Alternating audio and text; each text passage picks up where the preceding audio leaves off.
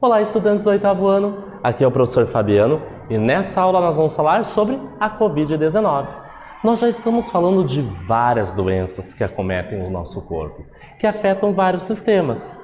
E a gente vai continuar a falar um pouquinho mais sobre a Covid-19. Então vamos lá? Eu apresento para vocês o objetivo da nossa aula, que é conhecer os sintomas, os possíveis tratamentos e a prevenção da Covid-19. A gente já aprendeu a diferença, o que é coronavírus, o que é Covid-19 e SARS-CoV-2. Não, você não lembra? Você não anotou no seu caderno? Por isso que eu peço toda vez. Pegue o seu caderno, pegue o seu penal, participe dessa aula fazendo os registros. Tudo aquilo que você julgar necessário, tudo aquilo que você julgar pertinente, você registra no seu caderno. Por exemplo, SARS-CoV-2 é o nome desse coronavírus, que causa a doença Covid-19. Mas, Fabiano, o que é coronavírus? É uma família de vírus que apresentam características em comum. E o SARS-CoV-2 é um deles. E tem outras informações que a gente vai ver a partir de agora. Mas antes, a gente vai observar uma imagem. Olhe bem de perto essa imagem. O que será que ela traz para você? Enquanto você vai fazendo a observação, eu faço a leitura do texto. Quais as formas de diagnosticar e confirmar esta doença? Qual doença, Fabiano? Covid-19. E se o resultado for positivo, o que a gente faz? Isso provavelmente você já deve ter visto na mídia. Como, detectar, diagnosticar essa doença? E se a pessoa está doente, o que ela faz? Então a gente leu muito sobre isso, viu no noticiário sobre isso e agora a gente vai discutir um pouquinho sobre esses assuntos.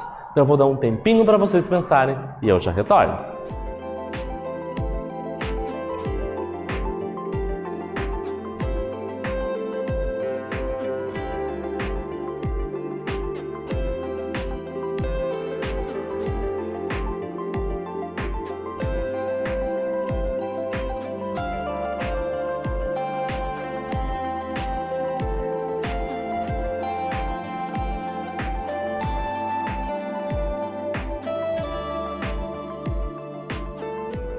Retornamos. Olhou bem de perto essa imagem?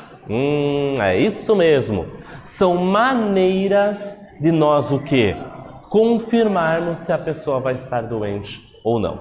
Então aqui nós temos uma pessoa segurando dois objetos. Um é um tubo onde contém o sangue dessa pessoa e está marcando positivo para a Covid-19. E aqui nós também temos um outro instrumento que pode ser utilizado também para detectar, para diagnosticar. Pode ser através da saliva da pessoa, alguns modelos são através de gotícula de sangue, que vai mostrar aqui nessa estrutura, comparado com o normal ou não, se a pessoa vai estar doente ou não. Então, quais são as formas de diagnosticar? Nós então temos exames para que sejam realizados para essa confirmação. Ok, e se for positivo, o que eu devo fazer? Depende. Se você é positivo assintomático, sintomático leve ou mais severo. Se você deu resultado positivo assintomático, não apresentou sintomas, você deve ficar em casa, você deve estar isolado da sua família. Então, imagine uma pessoa que mora com o pai, com a mãe, uma esposa, com os filhos. Está doente? Deu positivo, mas não tem sintomas nenhum. Não tem febre, não tem dor no corpo, não está tossindo, não está espirrando ou outros sintomas. Mesmo assim, tem o vírus no corpo.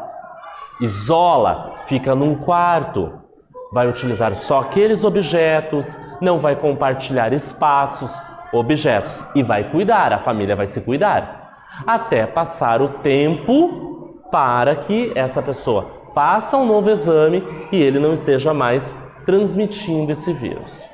Se a pessoa for positiva e apresenta sintomas, também deve se isolar, Num quarto, porta fechada, a família sempre se cuidando, higienização, uso de máscara, álcool, né, sabonete, sabão, lavando os objetos que essa pessoa teve contato.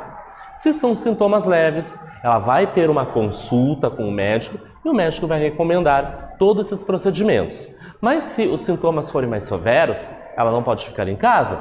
Ela tem que ir até o hospital e, dependendo do julgamento, das análises, dos exames, ela vai ficar internada. Então vai depender de situação para situação.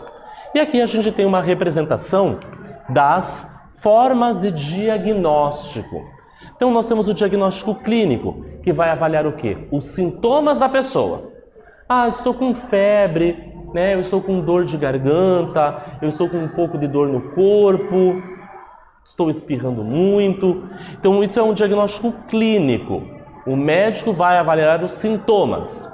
Nós temos o diagnóstico laboratorial, que são testes moleculares, de sorologia, né? Por sangue, os testes rápidos que podem ser, né, aquele que colocava no nariz para pegar, né, estruturas, muco onde vai apresentar esse vírus. Então a gente tem a representação aqui nessa imagem.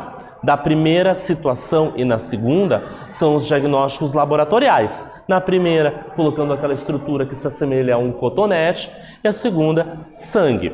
E também temos o diagnóstico por imagem, que são as tomografias, que é no terceiro caso, na terceira imagem, onde a gente pode ter um raio-x, nesse caso, tomografias, onde a gente tem um panorama da região do sistema respiratório e ver como está a evolução dessa doença.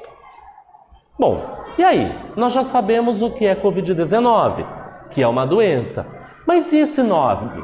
Covid-19. Da onde que veio? Qual foi a criatividade para esse nome?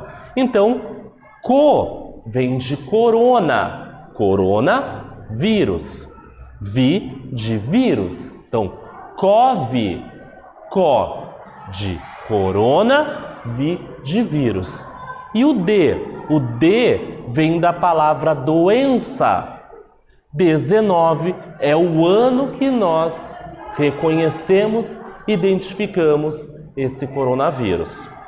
É uma doença, então, respiratória motivada por uma nova versão, por cepas do coronavírus, que nós chamamos, então, o vírus de SARS-CoV-2. E aqui a gente tem uma representação, né? Nós temos uma animação desse vírus com as suas estruturas características, que são essas proteínas spike externas, que lembram as estruturas pontiagudas de uma coroa, por isso, corona. A Covid-19, então, é passada de pessoa para pessoa através de gotículas, que são produzidas quando o indivíduo infectado pode tossir, pode espirrar ou falar, porque algumas pessoas, né, podem, ao falar, gotículas saírem da sua boca, no espirrar com grande força e o tossir a mesma coisa. Por isso, a etiqueta respiratória é essencial. E não só para a Covid-19, para outras doenças que estão associadas ao sistema respiratório. Por exemplo, uma gripe ou um resfriado. Sempre cobrir boca e nariz com um pano, com um lenço e descartar, lavar, se for um pano, ou a parte interna do nosso braço. Vejam essas três animações, que interessante. Nós temos as pessoas e as gotículas com os vírus estão representados em vermelho. Olha como ela ganha uma distância. Na primeira situação, olhem bem de pertinho, nós temos uma pessoa tossindo. Tudo bem, ela até levou a mão à boca, mas não está cobrindo totalmente. Então reparem como essas bolinhas vermelhinhas representam essas gotículas levando os vírus. Se espalham pelo ambiente. Na segunda situação, reparem, a moça, espirrou, mas ela não cobriu totalmente, está longe a sua mão. Como esses vírus também se espalham pelo ambiente. E olha a terceira situação, por isso a importância do distanciamento social. Duas pessoas, uma doente e a outra sadia, muito próximas, conversando. Vamos dizer que o rapaz esteja doente e ele esteja falando e nas gotículas da própria fala, ele fala sem querer cuspindo. Ele se empolgou no que ele estava conversando com a amiga e pode ir nela e pode contaminá-la. Então reparem como essa animação mostra como esse vírus pode estar presente no ambiente. Fora dos objetos, na mão dessas pessoas, tocando os objetos de uma casa, de um mercado, de uma escola, de um banco ou de outros lugares. Como essas partículas então são transportadas pelo ar, o vírus se dissemina tanto em distâncias curtas, como nós vimos ali nas situações, quanto longas. Entretanto, quanto mais próximo for o contato, menos de 1,5 metro com a pessoa doente, mais alto é o risco de contágio. Então, por exemplo, a questão do distanciamento social. Se uma pessoa está doente bem na minha frente, bem do meu lado, a tendência é que ela fale, que ela espirre e que ela toque nos objetos que estão próximos a mim, é muito mais chance, muito mais provável que eu fique doente. Se essa pessoa estiver a 3 metros de distância, ela pode espirrar. Claro que o vento, a corrente de ar pode trazer até mim, mas a chance diminui um pouco. Então, essa imagem representa a importância de pelo menos 1,5 metro, os estudos comprovam, nos mostram que 1,5 metro já é um espaço onde existe uma segurança. Claro, não é só o espaço, não é só estar afastado 1,5 metro. Reparem que as duas pessoas estão cobrindo boca, nariz e queixo com a máscara. Então reparem que é uma associação de ações, de tomadas de ações, distanciamento social, o uso de máscara, a higienização. Todos esses fatores contribuem para que as pessoas não fiquem doentes. A transmissão também pode ser indireta, ou seja, quando tocamos em superfícies com a presença do vírus e depois levamos a mão à boca, aos olhos ou ao nariz. Então, vamos pegar um exemplo. Uma pessoa está doente e foi ao mercado. Ela mora sozinha, ela está doente, está com a Covid-19, eu vou sair só um pouquinho. Eu preciso comprar comida, porque senão eu vou ficar com fome. Ela pode até ter posto a máscara, ajeitou a máscara e foi ao mercado. De repente ela deu uma tossidinha, uma espirrada e ajeitou a máscara e colocou a mão. De repente ela vai passar na gôndola e toca um objeto, num carrinho, em vários objetos. E uma pessoa saudável também toca. Então, quando nós tocamos um objeto ou um local aonde uma pessoa doente tocou, temos chance de ficar doente. Por isso, a gente não deve ficar tocando todos os objetos. E quando tocar, diretamente após tocar, lavar as mãos com água e sabão, sabonete, ou álcool gel 70%, aí sim, tocarmos o nosso rosto, por exemplo.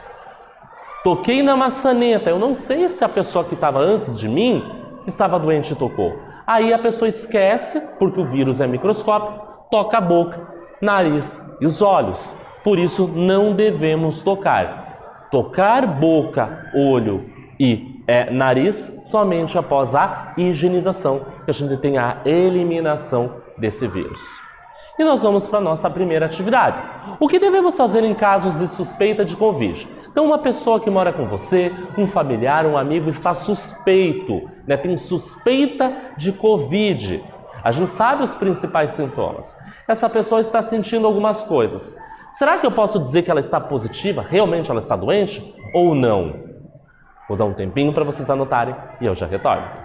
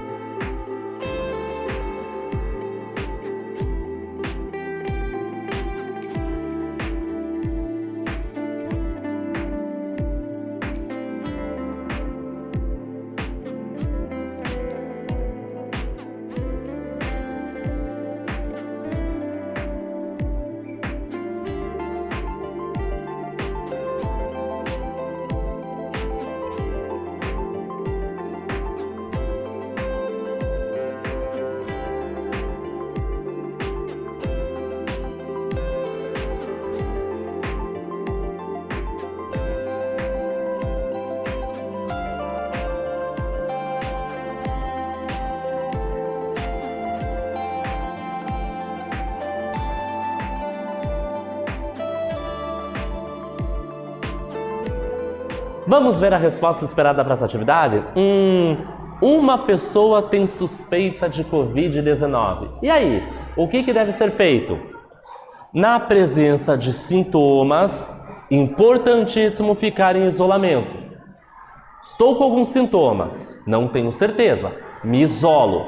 Marco uma consulta com o médico, pode ser uma teleconsulta por telefone, por uma videochamada ou presencialmente, e esse médico, ele é o especialista. Ele vai dizer se é sim ou não, a partir das questões clínicas, dos sintomas, mas também de exames laboratoriais. Consultar então o médico e, se for sintomas leves, como eu falei, vai ficar em casa com repouso, hidratação e boa alimentação. E já que estamos falando de sintomas, vamos ver quais são os principais sintomas? Os sintomas são parecidos com os da gripe ou de um resfriado. Então, uma pessoa pode estar suspeita, mas pode dar negativo. Pode ser descartado, porque são sintomas de outras doenças respiratórias. Contudo, em alguns pacientes, especialmente nos mais idosos, nos hipertensos, nos obesos e nos fumantes, e aqueles que são portadores do HIV, essa doença pode evoluir para um quadro de infecção do trato respiratório inferior. E aí sim, essa pessoa precisa ser o quê? Internada. Deve ter um acompanhamento mais de perto dos profissionais da saúde. Entre os principais indícios estão: a pessoa vai apresentar febre, tosse seca, falta de ar ou dificuldade para respirar, vai sentir calafrios, fadiga, cansaço, dor de cabeça e também dor muscular, inflamação da garganta, vai perder o olfato, não sentir o cheiro de produtos, de perfumes, de produtos de limpeza, dos alimentos, e também do paladar, pode ocorrer a perda, não sentir o gosto dos alimentos, congestão nasal ou coriza, ter náuseas, vômitos e diarreia. Então aqui a gente tem uma representação de duas pessoas apresentando algum desses sintomas. E aí você pergunta: Fabiano, a pessoa vai apresentar tudo isso? Não.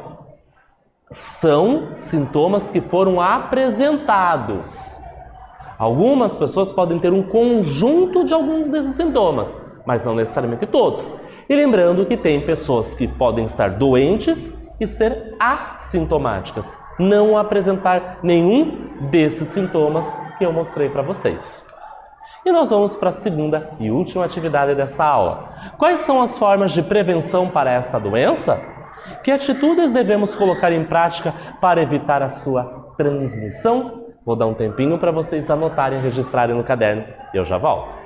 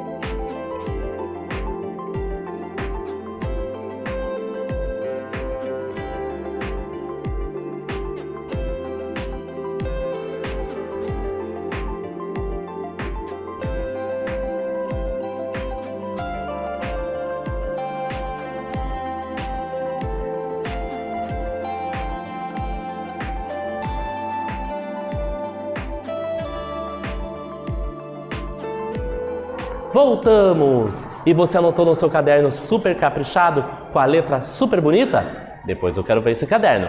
Será que você conseguiu responder? Quais são as formas de prevenção dessa doença? Como não ficar doente? Além disso, quais atitudes nós devemos colocar em prática para evitar a transmissão passar para outras pessoas? Então, manter uma distância segura, lembre, 1,5 metro é o mínimo, usar máscara em público, limpar as mãos com frequência, não tocar nos objetos, usar sabão e água, sabonete e água ou álcool em gel 70%. E o que vimos na aula? Então, relembramos o conceito de Covid-19, né? Então, é uma doença causada por um coronavírus. 19 foi o final de 2019, que os cientistas, os pesquisadores, os médicos, a comunidade científica teve contato com esse vírus. As formas de transmissão, direta ou indireta, quais são os principais sintomas e as formas de prevenção. Nessa aula, nós falamos sobre a Covid-19. Espero que vocês tenham gostado e até breve.